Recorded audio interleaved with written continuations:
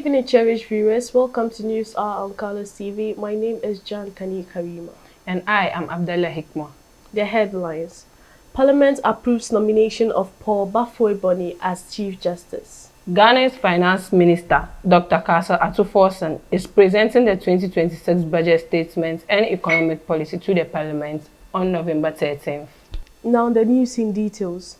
The Parliament of Ghana has approved the nomination of Justice Paul Baffoe-Bonney as the Chief Justice of Ghana. This was after the House passed a resolution on the report of the Appointments Committee of Parliament, following the vetting of Justice Baffoe-Bonney by the committee. In the report, the committee, by a majority decision, recommended that the House should approve the nomination of Justice Baffoe-Bonney. Honorable members, the motion has accordingly been adopted.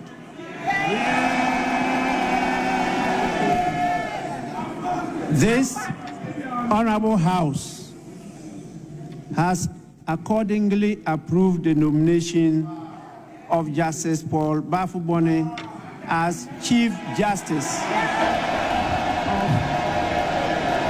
of the Republic in accordance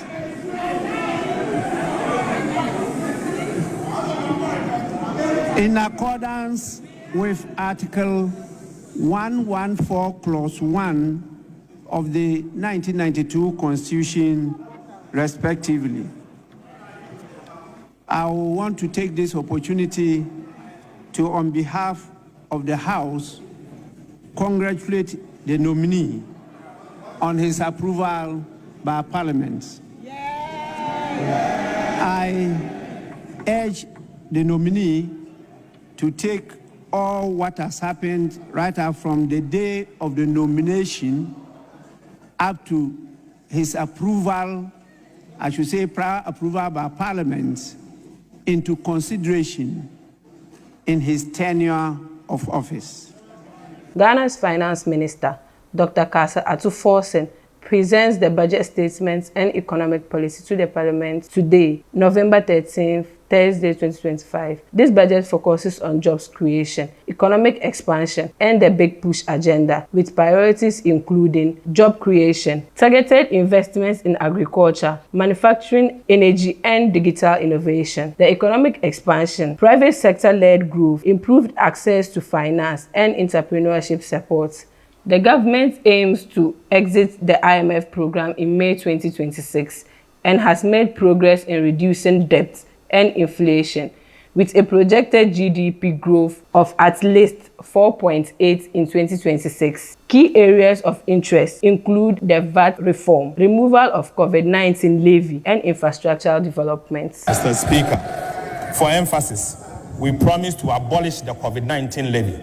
With the support of this House, Mr. Speaker, I'm proud to say that I'm happy to announce that today, COVID-19 levy is accordingly abolished.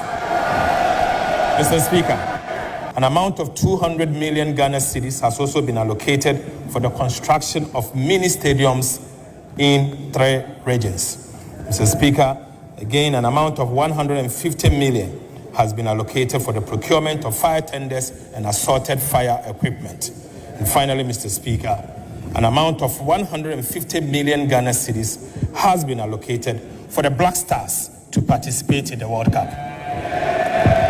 This brings us to the end of today's news segment on the News Hour. Hikma, what are your takes on today's financial budget for the 2026? Atu is really forcing for him to take the COVID-19 levy out. Yeah, it's going to give us a really stress-free 2026. The president of this country, they force. So we are looking forward to being 2026 with this kind of budget. It's going to be wow. I'm glad about the initiatives about jobs creation in the 2026 budget. I think that will help a lot with these employment issues.